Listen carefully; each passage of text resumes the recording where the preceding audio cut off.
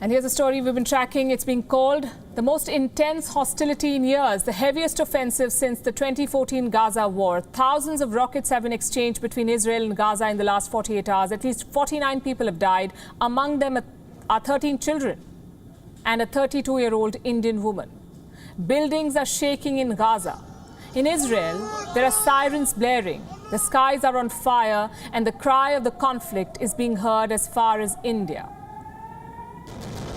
How did it all start? How did it escalate? Are we staring at another war? We'll discuss all of this in the next 5 minutes. Let's begin by taking a look at what happened in the last 24 hours.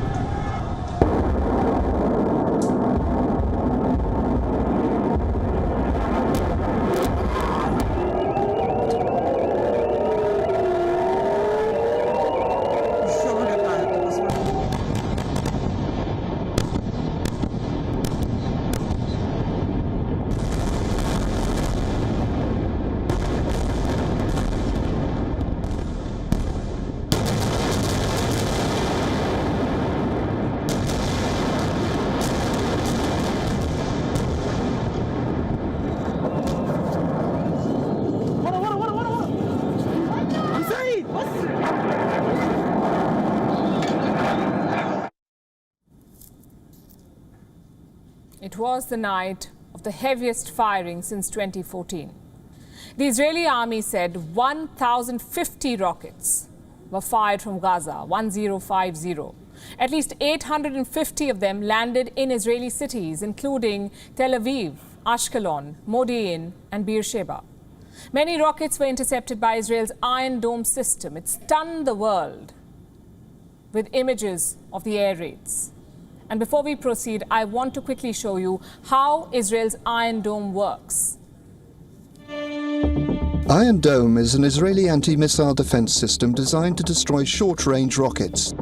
Capable of intercepting missiles fired from between 4 and 70 kilometers, it's designed to perform in all weather conditions.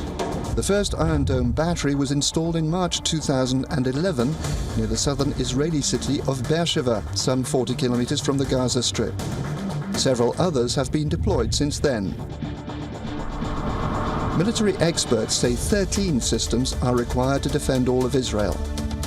Enemy artillery fired from within a 70-kilometer radius is detected by the defense system's mobile tracking radar. The missile type is identified, its path is monitored, and the data sent to a weapon management and control unit which calculates the likely point of impact. If a missile is heading towards populated or built-up areas, the system will intercept it. Incoming targets are shot down in the air by one of the system's 3 missile launchers, each of which contains 20 missiles. Last night, the system, Israel's Iron Dome, was overwhelmed. It missed many raining rockets. One of the rockets hit an energy pipeline, others hit civilian houses. 5 people died in Tel Aviv, Ashkelon, and Lod.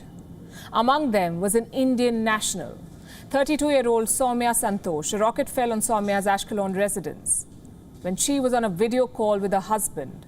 Soumya was from the Indian state of Kerala. She'd been working as a caregiver in Israel. She has a 9-year-old son who lives with his father in Kerala in India. Israel's ambassador to India, Ron Malka, compared the young boy's loss to that of 2-year-old Moses, who lost his parents during the 2008 Mumbai terror attacks.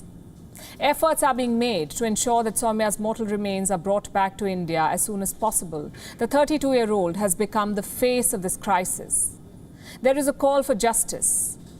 But who do you punish? Because what you've heard so far was just one side of the story. Let's turn to Gaza. The streets in the Gaza city are filled with rubble. Israeli airstrikes have brought down 2 tower blocks. 3 civilians, including a woman, were killed when their car was hit by an Israeli airstrike. What should I say? This is a crime.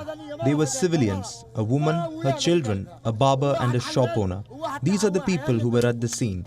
They didn't hit a militant or an official. We are civilians sleeping at our homes. At least 35 people have died in Gaza in the last 24 hours.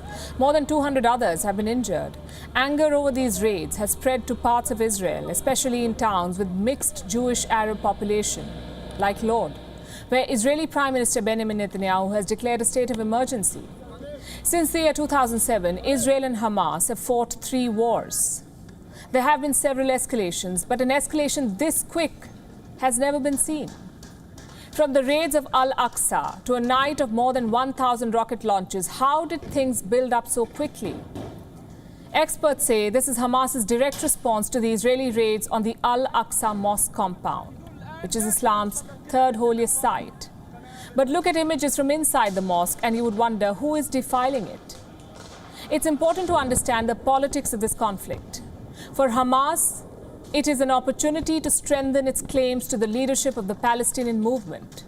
For Prime Minister Netanyahu, it is an excuse to cling on to power.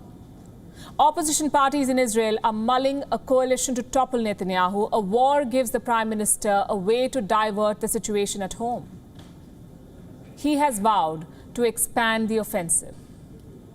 We are at the height of a campaign. Since yesterday, the IDF executed hundreds of attacks on Hamas and Islamic Jihad in Gaza. We targeted commanders. We hit many of their quality targets. At the conclusion of a situational assessment, it was decided that both the might of the attacks and the frequency of the attacks will be increased. Hamas will be getting blows it didn't expect.